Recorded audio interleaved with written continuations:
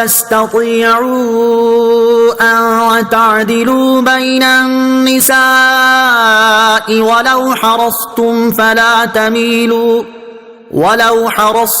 فلا تميلوا كل الميل فتذروها كالمعلقة وَإِن تُصْلِحُوا وَتَتَّقُوا فَإِنَّ اللَّهَ كَانَ غَفُورًا رَحِيمًا۔ ترجمہ: اور تم سے ہرگز نہ ہو سکے گا کہ عورتوں کو برابر رکھو، اگرچہ تم کتنی ہی اس کی حرص کرو تو یہ نہ کرو کہ ایک ہی بیوی کی طرف پورے جھک جاؤ اور دوسری لٹکتی ہوئی چھوڑ دو، اور اگر تم نیکی اور پرہیزگاری اختیار کرو تو بے شک اللہ بخشنے والا مہربان ہے۔ وَلَن تَسْتَطِيعُوا أَن تَعْدِلُوا بَيْنَ النِّسَاءِ، اور تم سے ہرگز نہ ہو سکے گا کہ عورتوں کو برابر رکھو، یعنی اگر تمہاری ایک سے زیادہ بیویاں ہوں تو یہ تمہاری قدرت میں نہیں کہ ہر چیز میں تم انہیں برابر رکھو اور کسی چیز میں ایک کو دوسری پر ترجیح نہ ہونے دو، نہ میلان و محبت میں اور نہ خواہش و رغبت میں اور نہ نظر و توجہ میں۔ تم کوشش کر کے یہ تو کر نہیں سکتے، لیکن اگر اتنا تمہاری قدرت میں نہیں ہے اور اس وجہ سے ان تمام پابندیوں کا بوجھ تمہارے اوپر نہیں رکھا گیا اور قلبی محبت اور طبعی میلان جو تمہارے اختیار میں نہیں ہے اس میں برابری کرنے کا تمہیں حکم نہیں دیا گیا، تو یہ تو نہ کرو کہ ایک ہی بیوی کی طرف پورے جھک جاؤ اور دوسری بیوی کے لازمی حقوق بھی ادا نہ کرو، بلکہ تم پر لازم ہے کہ جہاں تک تمہیں قدرت و اختیار ہے وہاں تک یکساں برتاؤ کرو۔ محبت اختیاری شے نہیں تو بات چیت، حسن اخلاق، کھانے پہننے، پاس رکھنے اور ایسے امور جن میں برابری کرنا اختیار میں ہے، ان امور میں دونوں کے ساتھ ضرور یکساں سلوک کرو۔ وَإِن يَتَفَرَّقَا يُغْنِ اللَّهُ كُلًّا مِّن سَعَتِهِ وَكَانَ اللَّهُ وَاسِعًا حَكِيمًا۔ ترجمہ: اور اگر وہ میاں بیوی دونوں جدا ہو جائیں تو اللہ اپنی وسعت سے ہر ایک کو دوسرے سے بے نیاز کر دے گا، اور اللہ وسعت والا، حکمت والا ہے۔ وَإِن يَتَفَرَّقَا، اور اگر وہ دونوں جدا ہو جائیں، یعنی اگر میاں بیوی میں صلح نہ ہو سکے اور طلاق واقع ہو جائے تو دونوں اللہ عز و جل پر توکل کریں، اللہ کریم عورت کو اچھا خاوند اور مرد کو اچھی بیوی عطا فرما دے گا اور وسعت بھی بخشے گا۔ عورت اور مرد بالکل ایک دوسرے کے محتاج نہیں۔ اس آیت سے معلوم ہوا کہ نہ عورت بالکل مرد کی محتاج ہے اور نہ مرد بالکل عورت کا حاجت مند، سب رب عز و جل کے حاجت مند ہیں، ایک دوسرے کے بغیر کام چل سکتا ہے۔ عام طور پر طلاق کے بعد عورت اور اس کے گھر والے بہت غمزدہ ہوتے ہیں، ایسے موقع پر اگر یہ آیت مبارکہ بار بار پڑھی جائے تو انشاءاللہ عز و جل دل کو تسکین ملے گی اور اللہ عز و جل مناسب حل بھی عطا فرما دے گا۔ اس میں شوہروں کو بھی ہدایت ہے کہ وہ اپنے آپ کو بیویوں کے مالک و مختار نہ سمجھیں اور یہ نہ سمجھیں کہ اگر انہوں نے چھوڑ دیا تو اب کائنات میں کوئی ان عورتوں کا سہارا نہیں رہے گا۔ نہیں، اللہ عز و جل ان کو سہارا دے گا۔ اسی سلسلے میں یہاں ایک مفید وظیفہ پیش خدمت ہے۔ ام المومنین حضرت ام سلمہ رضی اللہ تعالی عنہا فرماتی ہیں، میں نے رسول اللہ صلی اللہ تعالی علیہ وسلم کو ارشاد فرماتے ہوئے سنا، جس بندے کو کوئی مصیبت پہنچے اور وہ یہ دعا پڑھ لے، انا للہ وانا الیہ راجعون،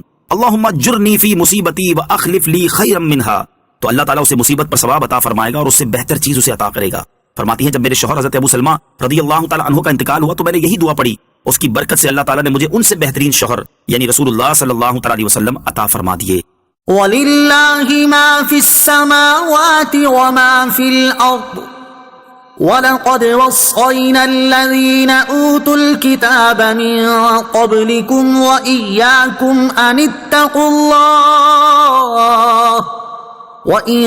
تَكْفُرُوا فَإِنَّ لِلَّهِ مَا فِي السَّمَاوَاتِ وَمَا فِي الْأَرْضِ وَكَانَ اللَّهُ غَنِيًّا حَمِيدًا۔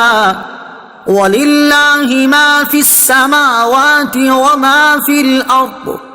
وَكَفَى بِاللَّهِ وَكِيلًا۔ إِن يَشَأْ يُذْهِبْكُمْ أَيُّهَا النَّاسُ وَيَأْتِ بِآخَرِينَ وَكَانَ اللَّهُ عَلَى ذَلِكَ قَدِيرًا۔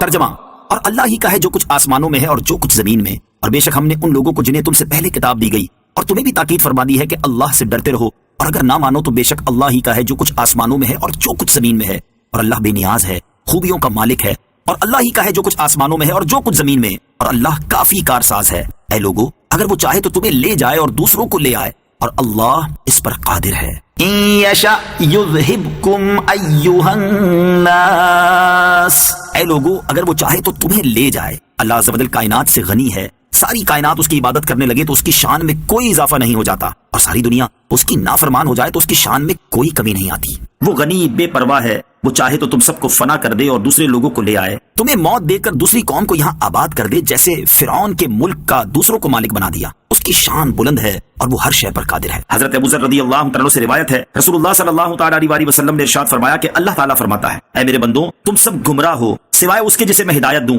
لہٰذا مجھ سے ہدایت مانگو، میں تمہیں ہدایت دوں گا، اور تم سب فقیر ہو سوائے اس کے جسے میں غنی کر دوں، لہٰذا مجھ سے مانگو، میں تمہیں روزی دوں گا، اور تم سب مجرم ہو سوائے اس کے جسے میں سلامت رکھوں، تو تم میں سے جو یہ جان لے کہ میں بخش دینے پر قادر ہوں، پھر مجھ سے معافی مانگے تو میں اسے بخش دوں گا اور پرواہ بھی نہ کروں گا. اور اگر تمہارے اگلے پچھلے زندہ مردے تر و خشک سب میرے بندوں میں سے سب سے نیک بندے کے دل پر ہو جائیں، یعنی سارے انسان اس نیک آدمی کی طرح ہو جائیں، تو یہ ان کی نیکی میرے ملک میں مچھر کے پر کے برابر اضافہ نہ کرے گی. اور اگر تمہارے اگلے پچھلے زندہ مردے تر و خشک میرے بندوں میں سے بدبخت ترین آدمی کے دل کے مطابق ہو جائیں، تو ان کے یہ جرم میرے ملک سے مچھر کے پر برابر کم نہ کریں گے. اور اگر تمہارے پچھلے زندہ مردے تر و خشک ایک میدان میں جمع ہوں اور پھر تم میں سے ہر شخص اپنی انتہائی تمنا و آرزو مجھ سے مانگے، پھر میں ہر مانگنے والے کو دے دوں، تو یہ میرے ملک کے مقابلے میں ایسے ہی کم ہوگا جیسے تم میں سے کوئی دریا پر گزرے اور اس میں سوئی ڈبوئے پھر اسے اٹھائے، یعنی کچھ بھی کم نہ ہوگا. یہ اس لیے ہے کہ میں عطا کرنے والا ہوں، بہت دینے والا ہوں، جو چاہتا ہوں کرتا ہوں. میری عطا کے لیے صرف میرا فرما دینا کافی ہے اور میرے عذاب کے لیے صرف میرا فرما دینا ہی کافی ہے.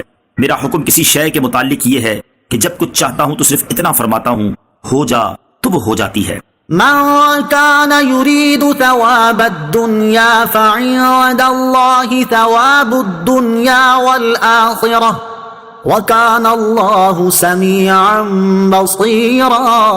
ترجمہ: جو دنیا کا انعام چاہتا ہے تو دنیا و آخرت کا انعام اللہ ہی کے پاس ہے اور اللہ ہی سنتا دیکھتا ہے. من کان یرید ثواب الدنیا، جو دنیا کا انعام چاہے، اس کا معنی یہ ہے کہ جس کو اپنے عمل سے دنیا مقصود ہو تو وہ دنیا ہی پا سکتا ہے، لیکن وہ ثواب آخرت سے محروم رہتا ہے. اور جس نے عمل رضائے الہی اور ثواب آخرت کے لیے کیا ہو تو اللہ عز و جل دنیا و آخرت دونوں میں ثواب دینے والا ہے. تو جو شخص اللہ عز و جل سے فقط دنیا کا طالب ہو وہ نادان، خسیس اور کم ہمت ہے. جب اللہ عز و جل کے پاس دنیا و آخرت سب کچھ ہے تو اس سے دنیا و آخرت کی بھلائی مانگو. مانگنے والے میں ہمت چاہیے. اس سے یہ بھی معلوم ہوا کہ نہ تو دنیا کو اپنا اصل مقصود بنایا جائے کہ آخرت کو فراموش کر دے، اور نہ بالکل ترک دنیا ہی کر دینی چاہیے. یا